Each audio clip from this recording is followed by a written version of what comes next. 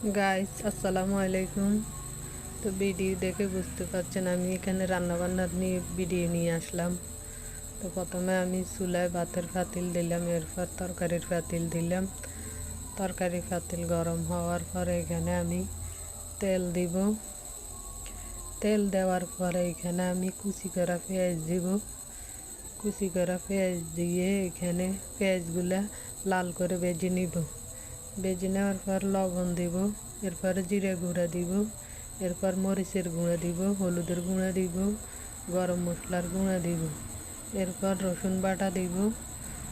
তারপর নেড়ে চেড়ে ভালো করে কষিয়ে নিব। এরপর কষানো হয়ে গেলে আমি এখানে সামান্য একটু পানি অ্যাড করব। পানি অ্যাড করে নেড়ে চেড়ে আরও ভালো করে কষিয়ে নিব। এরপর গরুর মাংস দিয়ে দিব। গরুর মাংসগুলো দেওয়ার পরে আমি এখানে ভালো করে কষিয়ে নিয়ে এরপর ঢাকনা দিয়ে দেব। ঢাকনা দেওয়ার পরে কিছুক্ষণ পর এখানে আলু অ্যাড করব। আমি আলু ছাড়া খেতে পারি না, আলু দিলে অনেক মজা হয়, এজন্য আলু দিয়ে রান্না করি।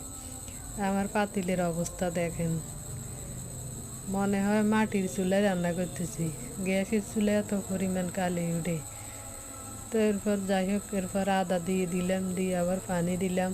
পানি দিয়ে এগুলাকে ভালো করে জাল করে নিব। প্রায় আমার রান্না শেষ।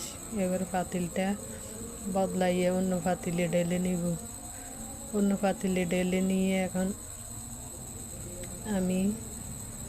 আমার রান্না শেষ। তো আমি ইউটিউবে নতুন আসলাম, সবাই আমাকে সাবস্ক্রাইব করে পাশে থাকবেন।